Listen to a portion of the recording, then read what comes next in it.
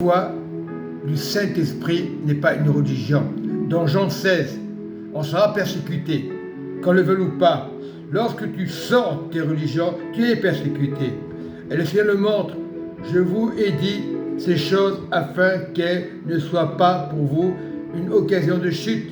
Ils vous excluront des synagogues, des églises, des mosquées, et même l'heure vient où quiconque vous fera mourir croira rendre un culte à Dieu. Et c'est ces gens-là qui pensent qu'ils sont avec Dieu, quelles que soient les églises, quels que soient les religieux. Le Saint-Esprit n'est pas religieux. Le Saint-Esprit est une puissance. Jésus, comme il est venu sur la terre, il a été voir les scribes, les pharisiens dans les synagogues pour avertir que ce n'était pas les religions qui sauvaient. Et aujourd'hui, quelle que soit la religion, autour de toi, il y a des religions. Mais le Saint-Esprit est une puissance. Dès la jeunesse, il était avec Adam et Ève. Ils ont désobéi. Donc, c'était parce qu'ils ont désobéi, c'était le plan de Dieu. Et aujourd'hui, il y a tellement de méchants sur la terre. Lorsque tu es vraiment un croyant, tu pries le Seigneur. Et c'est vrai, on sera persécuté. Ils vous excluront des synagogues, peu importe, du catholique, peu importe, mais celui qui est catholique, qui connaît Jésus, il n'a pas de problème. Celui qui est, peu importe, qui est musulman, qui connaît Jésus, il n'y a pas de problème. Même le juif qui connaît Jésus, il n'y a pas de problème. Et même l'heure vient où quiconque vous fera mourir croira rendre culte à Dieu. C'est ces gens-là qui pensent qu'ils ne sont pas avec Dieu, ils croiront. Le diable peut faire croire n'importe quoi. Lorsque tu sors des religions, tu es persécuté. Lorsque tu sais que c'est le Seigneur qui est venu sur la terre, tu es persécuté. Parce que beaucoup parlent de Jésus. Mais dans quel sens? Et ils agiront ainsi parce qu'ils n'ont connu ni le Père, ni moi. Donc, ça ne sert à rien.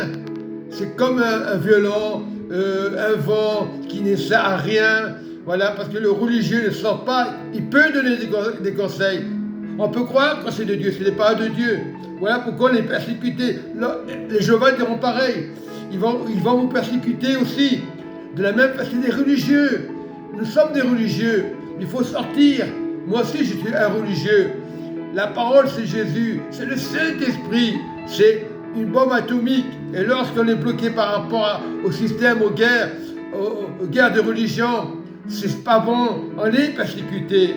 On croit que c'est de Dieu, ce n'est pas de Dieu. Voilà, je vous ai dit ces choses afin, lorsque l'heure sera venue, vous vous souveniez que je vous l'ai dit. Il a dit aux disciples, Jésus, il lui dit encore par la parole, il lui dit encore par la Bible, la parole qui est la vérité. Mais la Bible, il faut savoir l'interpréter. Les Jéhovah, ils ont la Bible, mais ils ne savent pas l'interpréter. Les religieux, ils ont la Bible, ils ne savent pas l'interpréter à leur façon. Croyons que c'est de Dieu, ce n'est pas de Dieu. N'importe qui peut interpréter la Bible. On peut devenir des religieux par habitude. Je vous ai parlé dès le commencement. Parce que j'étais avec vous, il est avec nous, le Saint-Esprit est avec nous, il n'est pas religieux. C'est pour ça qu'on combat dans les églises.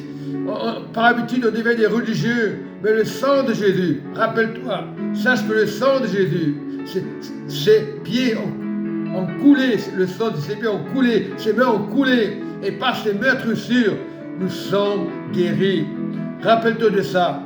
Donc, lorsque tu es guéri par ses meurtrissures, ton âme est avec Dieu, mais ne sois pas religieux, quelle que soit l'église. Que le règne soit avec vous. L'Esprit Saint est en ta faveur. L'Esprit Saint est dans ta faveur.